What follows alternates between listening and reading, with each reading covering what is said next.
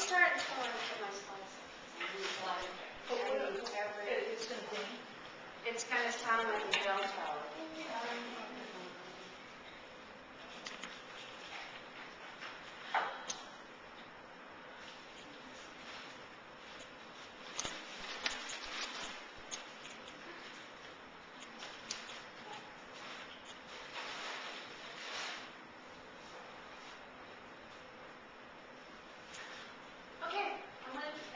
Talk to you about a technique I use in active learning to get to those higher order thinking skills. And it's great to have a chart start out by talking about what active learning is. I don't need to get into that.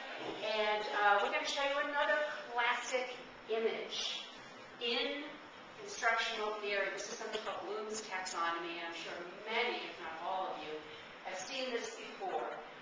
This fellow, Mr. Bloom, Benjamin Bloom, in the 50s, created this taxonomy, this list of learning objectives, educational objectives, what we want students to be able to do with the information. And he ranked them in terms of which was the most important, which is the most complex. It must have been the period of pyramids, because I think the food pyramid also. So, you know, he came up with these different things that you could do with information. And the lowest one, the most fundamental one, is remembering. Now, most of what we do as instructors is involved in helping kids remember. We want you to remember what database to use. We want you to remember which button to push. We want you to remember all these things. But frankly, I'm more interested in the ones that are higher up, and they're only higher up because they're higher up.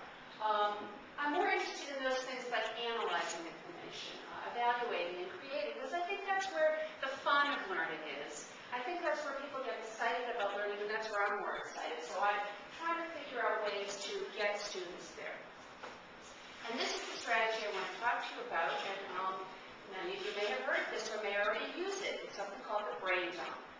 Now, I use this in classes where students are writing papers primarily, and a lot of the classes I teach students are doing interdisciplinary things. So the first thing I do is I put up a slide like this, and I say to them, get out a piece of paper and a pencil, or get out your laptop, and jot down everything you know about your topic. I think this is very useful because sometimes it's not until you see it written out that you know what you know or you don't know. And so these are my instructions to them. I say write it or type it, don't just think it. Okay? It's good to use single words, don't write whole paragraphs, just kind of like get it out there. It's okay to free associate, kind of give you a couple of minutes. And I tell them that when you're doing this in real life, you can use any tools that you want. There's no taboos. You can use Wikipedia, you can use anything, talk to your friends, get the information out there. So I was doing this for my 10-year-old son last night, and he said, Mom, I think you need to put an example out there. So I got this example. If somebody comes to me with a topic like the financial crisis, they might do a brain dump like this. They know it's got to do with various words, and the words are not necessary for you, but it kind of, you know, gives them a sense of, is that all I know? Really? It's kind of just demoralizing. But they get it out there, and then the next thing, and this is, I think, among the most important parts of this strategy, is to get them to sort it.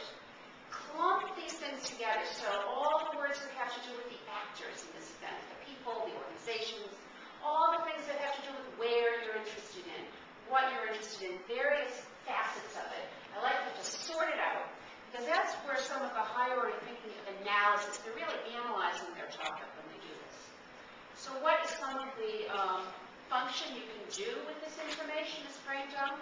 Obviously, it's a way to start them thinking about search terms, and I often lead into another activity where I say, okay, you've got some search terms, you've grouped them, see if you can generate more synonyms or antonyms now that you can see what you've got. It really is great for helping them see the gaps in their knowledge. You know, oh, I really don't have any idea about that thing. It's good for narrowing, because when you see the facets you've got, you can consciously decide to say, I'm really going to focus on that clump. I know more about it, it's more interesting, and you can also use it to identify the disciplines. So what that's higher order thinking skill is this? I think of it as more in the analysis area. It's helping them understand, analyze,